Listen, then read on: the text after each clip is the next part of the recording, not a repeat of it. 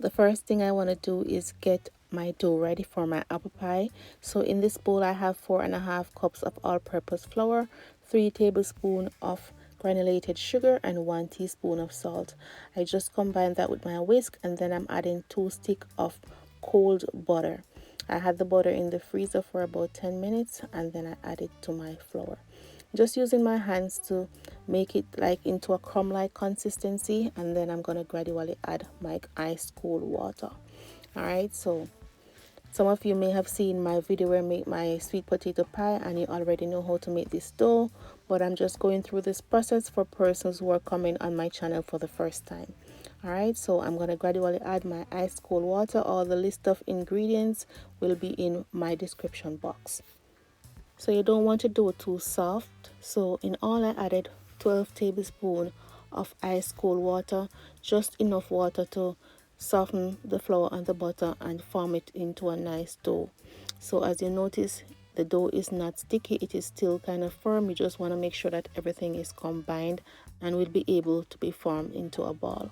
Alright, so now I'm going to place it on my plastic wrap. So overall, I'm going to need a piece for the lattice and a piece for the bottom. So I'm going to put them separate. So I'm going to cut them in two and wrap them separate and place them in my refrigerator until I'm ready to roll out my dough.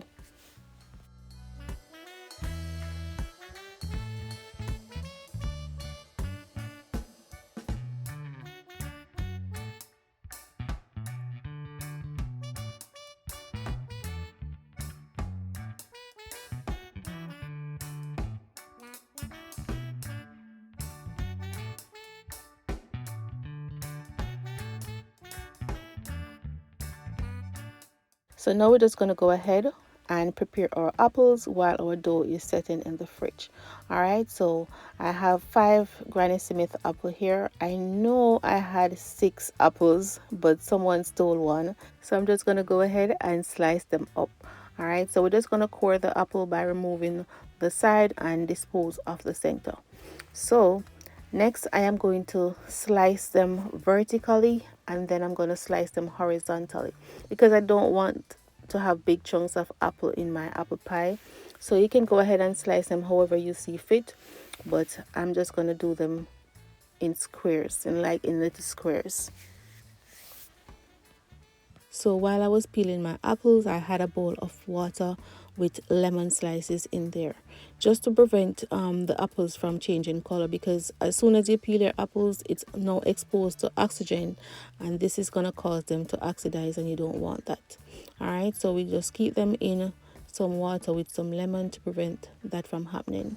So now I have my apples already. I'm going to strain off the water. But before I do that, I'm going to prepare my sugar mixture, and I'm adding 1 cup of brown sugar.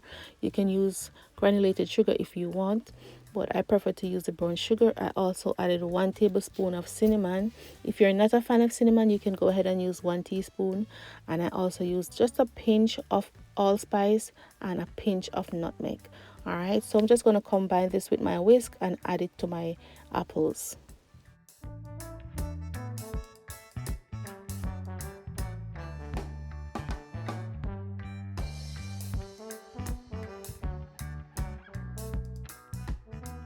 After adding my sugar mixture, you can go ahead and shake this up, or you can just use your hands and combine everything.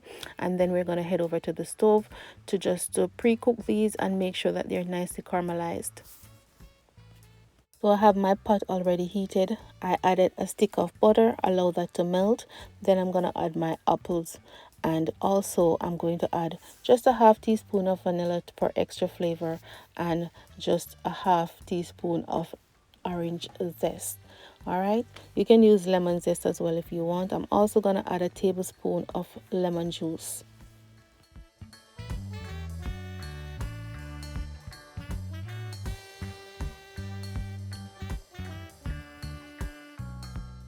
After adding all my ingredients, I'm going to allow this to cook for about 10 minutes. By then, it would be nicely caramelized in the brown sugar, and then we're going to work on our dough.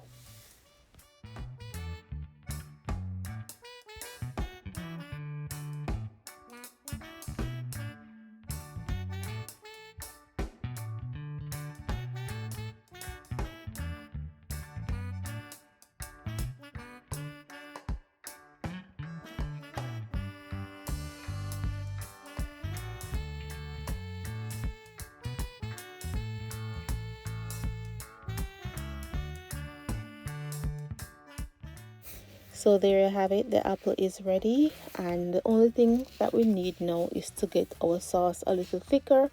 So I'm going to create a roux. For my roux, I'm going to use about half stick of butter, and then I'm going to add about 4 to 5 tablespoons of flour. And we're just going to mix the flour and the butter on the stove for about 2 to 3 minutes, and then it's ready. You don't have to make the roux until it's brown. You just need a little thickness for your sauce. All right, so just mix it up until it's nice and thick, and then we add it to our applesauce.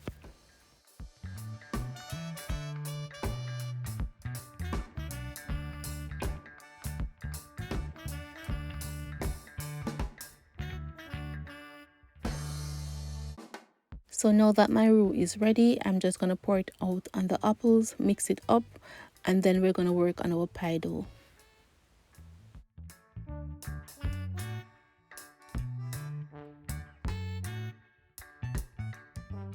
So now my dough is out of the fridge. I am just dusting my counter just to roll out my dough and to ensure that whenever I'm ready to lift up my dough, it's not sticking to the counter. So you want to make sure that you have some flour on the counter.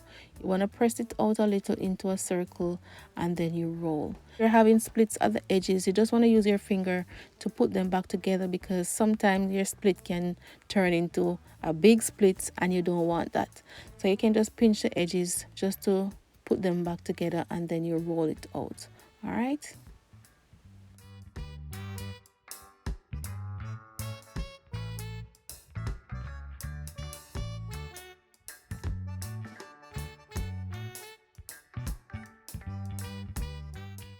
So now that my dough is ready to be placed in my pie dish, I am going to use my rolling pin, roll the dough onto the rolling pin to bring it to the pie dish without, causing an accident, because the dough is easily ripped and you don't want that.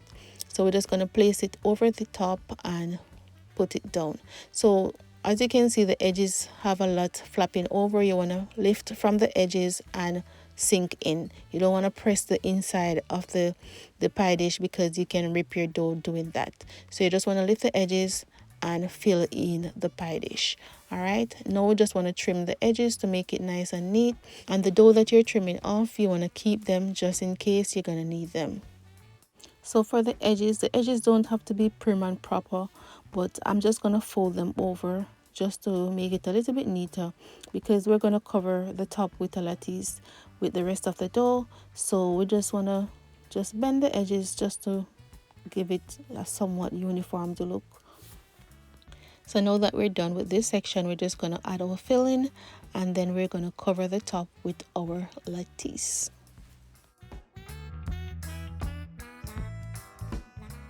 So for the lattice, we're just going to do the same process by rolling out our dough, and you don't necessarily have to make a lattice if time is at hand. You just want to go ahead, roll your dough out, cover the top of your pie, make 2 incisions at the top, and bake your pie. But if you want to go the fancier way, you can make a lattice as what I'm doing now. So we just want to roll the dough out just the same way, and then you're going to use like a pizza cutter or a really sharp knife to make our slices. When you're making your slices, it doesn't necessarily have to be perfect, but you can go like for a 1/2 inch to 1 inch in the size, and just to make sure that they're uniformed or almost the same size. So now we're just gonna slice it up, and then we're gonna place them on top of our pie.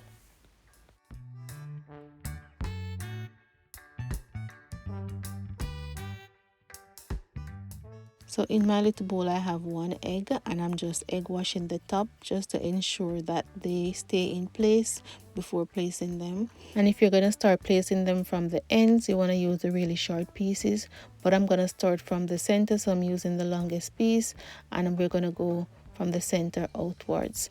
And when I'm placing them, I'm giving them just a little gap in between each other. So after placing 5 pieces going down, I am going to lift 2 of them to the center and stop, and then I'm going to place 1 across, and then I'm going to put them back, And then right here, I should have lifted the other 3 that I didn't lift at first, but I lifted 2 instead. That's my bad, my mistake. So my lattice is gonna be a bit uneven, but that's fine. So I did the same thing on the other side, made the same mistake by not lifting the other 3. Right here, I should have lifted 3, I lifted 2, but that's fine. So I added that one piece, put them back, and I continued the same process until my pie is fully covered.